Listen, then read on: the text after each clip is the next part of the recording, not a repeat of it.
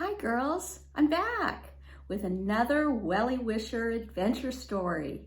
This one is called the Clippity Cloppity Carnival. And there you can see the picture of the girls at the carnival. So I'm going to read this book, and once again I'm here again with Amy and Catherine, and they have on their carnival dresses just like you see the girls in the story. I figured I would dress them the same so that we can get in the spirit of this cute new book. Okay, I'm going to turn around and get started. Oh, but first I'm going to read the back of the book so that you can think about what it might be about. It says, the Wellie Wishers are throwing a carnival. There will be games and cotton candy, balloons and baby chicks. Best of all, there'll be a real horse to ride. There's only one problem. Ashlyn refuses to come. Why? The carnival just won't be this much fun without Ashlyn. Can her friends convince her to give it a try? Okay, so it sounds like they're planning a carnival and Ashlyn doesn't want to come. Wonder why? It's another mystery. Let's find out as we read the Clippity Cloppity Carnival. Okay, let me switch spots. Get all adjusted here, and we're ready to go. The Clippity Cloppity Carnival. And here's that page again that tells about the girls, and I'll read this. It says, the Wellie Wishers are a group of fun-loving girls who each have the same big, bright wish to be a good friend. They love to play in a large and leafy backyard garden cared for by Willa's Aunt Miranda. When the Wellie Wishers step into their colorful garden boots, also known as Wellingtons or Wellies, they are ready for anything, stomping in mud puddles, putting on a show, or helping friendships grow.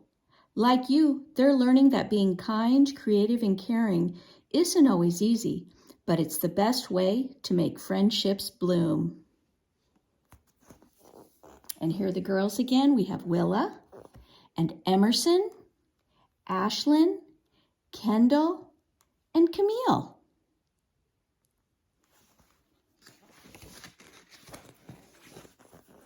And here's their garden map again. We have Carrot's hutch and the chicken coop and the pond and the wild area. Come on down to the veggie garden and the tea table near the garden shed. There's the greenhouse, the garden theater stage, the garden gate up here by the flower garden, and there's Aunt Miranda's house. And this is where the girls gather together and starting another adventure. Chapter 1 is called Mr. Louie's Farm. The Wellie Wishers were very excited. Aunt Miranda's neighbor, Mr. Louie, had invited them to visit, and he lived on a farm. Mr. Louie's farm was through the woods, across the field, and down the hill from Aunt Miranda's garden. I've always wanted to visit Mr. Louie's farm, said Camille.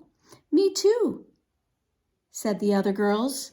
As they skipped along the sunny path, they sang to the tune of Old MacDonald Had a Farm. Mr. Louie has a farm, E-I-E-I-O, and on that farm he has some chicks, shouted Willa, and all the girls sang, E-I-E-I-O. I sure hope Mr. Louie has chicks and chickens, said Willa, who loved birds of all sorts. Cock-a-doodle-doo, and some roosters too, rhymed Kendall. Exactly, Willa agreed. Ashlyn hopped a happy little hop. I hope Mr. Louie has horses, she said. I've never met a real horse before. Welcome to my farm, said Mr. Louie. Thank you for inviting us, said the girls. Your farm is wonderful, exclaimed Emerson, spinning and flinging her arms wide open. I love it. There's something for everyone to love on a farm, said Mr. Louie. Mr. Louie was right. Willa loved the clucking hens, crowing roosters, and best of all, the brand new flock of peeping, cheeping chicks. Kendall loved the tractor. Mr. Louis let her sit on the seat and pretend to drive while he explained how the tractor worked.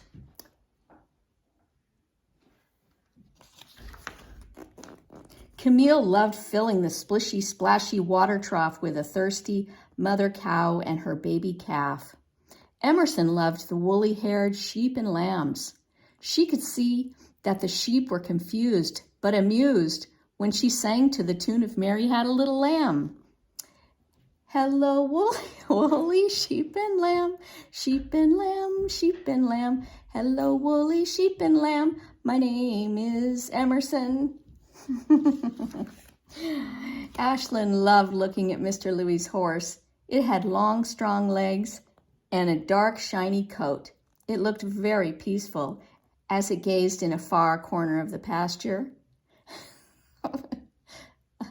That horse is so far away that I can hardly see it, complained Emerson. She waved and hollered, "Yoo-hoo, horsey, yoo-hoo!"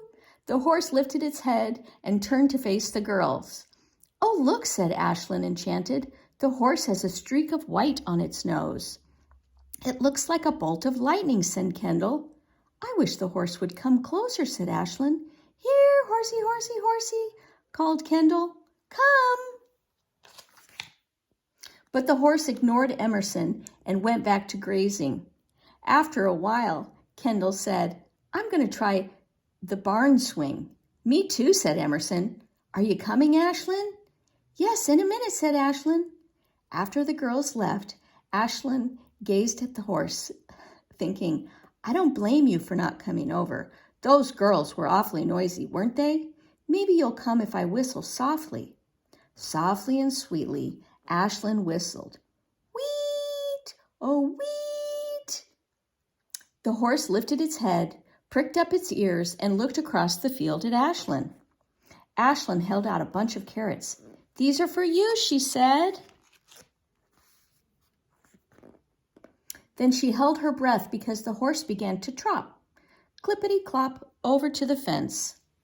At last, I'm going to meet a real horse," Ashlyn thought. Clip-clop, clippity-clop, clippity-cloppity, clippity-cloppity. Faster and faster the horse trotted.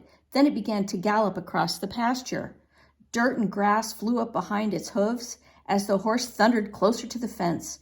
It grew bigger and bigger and bigger. "Whoa!" croaked Ashlyn, shrinking back.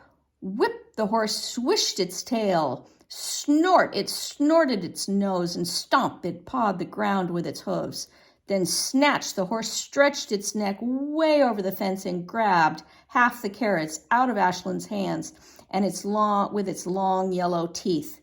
"Help!" yelled Ashlyn. She tossed the rest of the carrots over the fence and took off running as fast as she could, thinking a real horse is really scary. When it was time to leave, the Wellie Wishers thanked Mr. Louis and waved goodbye. "Oh," sighed Emerson happily, "wasn't the farm wonderful? I love the sheep the best." "I love the tractor," said Kendall. "I love the chickens," said Willa. "I love the watering trough," said Camille. "I know what you loved best, Ashlyn," said Kendall. "The horse," shouted Kendall. Emerson, Willa, and Camille all together. "Well," Ashlyn began in a wobbly voice, but Emerson talked over her. "Did the horse ever come closer?" she asked. Ashlyn shivered, remembering how scary it was when the horse stamped towards her and snatched the carrots with its long yellow teeth. She was afraid she might cry if she tried to speak. She didn't want to be a scaredy cat crybaby, so she just nodded. "Lucky you," said Kendall. "You saw the horse up close." Too close, thought Ashlyn. Emerson began to sing to the tune of Old MacDonald Had a Farm, and the other girls all joined in, singing at the top of their voices. "Mr. Louis has a farm, E-I-E-I-O. Ashlyn didn't sing, but she made up her own words inside her head. And on his farm he has a horse. Is the horse nice? No. Okay, so Ashlyn had quite an experience back there with the horse. Let's read on and find out. This chapter 2 is called Horsing Around. The next day, Camille ran into the garden. Look, look, look, she shouted. She held out a box that had 5 small plastic horses in it. My big brother says he's too old to play with these anymore, so he gave them to me. She said, we can each have one. Thanks, Camille, said the rest of the girls. Ashlyn, you choose first because you like horses. Best of all of us, said Camille generously. Which plastic horse are you going to pick? Kendall asked Ashlyn. I choose the white horse, said Ashlyn. The little plastic horse fit in Ashlyn's hand. It wasn't scary at all, not like Mr. Louie's real horse. The Wellie Wishers liked their little plastic horses so much that they went horse crazy. They played with them all the time. There was nothing they loved more than horsing around with their horses. Most of all, they liked to pretend that their horses were real. They let them eat grass like real horses do.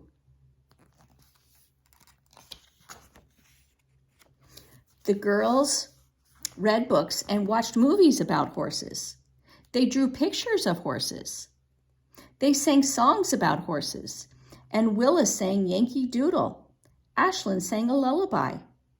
And Yankee Doodle went to town riding on a pony. Go to sleep, my little baby. When you wake, you shall have all the pretty little horses. Oh, no, that's the other song. Anyway, Kendall sang Over the River and Through the Woods. The horse knows the way to carry the sleigh through the white and drifted snow. Oh, and Camille sang Jingle Bells. Oh, what fun it is to ride in a one-horse open sleigh. And Emerson sang She'll be coming around the mountain. She'll be driving 6 white horses when she comes. Let's name our horses, suggested Camille. I'm going to call mine Giant, because if it were real, it would be very big and strong. I'm going to call my horse Power Pony, said Emerson, because it would be powerful. Mine's Tornado, said Kendall. A tornado is wild. My horse is Cheetah, said Willa. Cheetahs are super fast, like horses. She asked Ashlyn, what are you going to name your horse? Snowflake, answered Ashlyn. Snowflake is a pretty name, said Camille. But don't you think it sounds more like the name of a little bitty kitten than a big, strong horse? You should call your horse Blizzard, suggested Kendall. No, said Ashlyn. Snowflake likes the name Snowflake. Okay, suggested the other girls. There's their drawings of their horses. Let's make a stable for our horses, said Kendall. We can use the box that they came in. The Wellie Wishers divided the box into stalls. In each stall, they put a little pile of grass and pretended it was hay for their horses to eat. They filled tiny cups with water for their horses to drink, and Ashlyn put a pink silk pillow in Snowflake's stall. Don't you think that silky pink pillows looks more like a bed for a princess than a horse? Asked Kendall. A horse doesn't sleep in a bed anyway, said Willa. Especially not a pink silk bed, added Emerson. It would get all dirty and smelly. Camille handed Ashlyn an old scrap of cloth. Horses do have blankets. Use this rag. No thanks, said Ashlyn. Snowflake likes the pink silk pillow. Okay, shrugged the other girls. Let's pretend our horses are wild ponies, stampeding across the prairie, said Emerson. Clippity cloppity, with their plastic horses in their hands. The girls galloped and whinnied. They stomped their feet and tossed their heads. Ashlyn spun one foot She hummed a pretty tune and made Snowflake spin on one hoof. That's nice, said Willa, but you're making Snowflake dance like a ballerina instead of stampeding like a wild pony.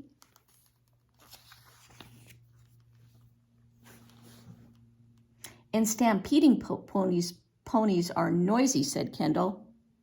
You should snort and whinny and neigh like this. Neigh! No, thanks, said Ashlyn. Snowflake is quiet and graceful. Okay, shrugged the other girls. The girls watched Ashlyn put Snowflake to bed. You keep Snowflake so clean and perfect, said Emerson. Don't you want to make her more like a real horse? No, said Ashlyn. I like her the way she is. Okay, there's chapter 3. We're going to stop there. I'm going to start the video. Let's just think about that for a minute. Ashlyn's a little nervous about horses, and you can tell in the way she's taking care of her little plastic horse. So we'll read on in a minute. So stay tuned.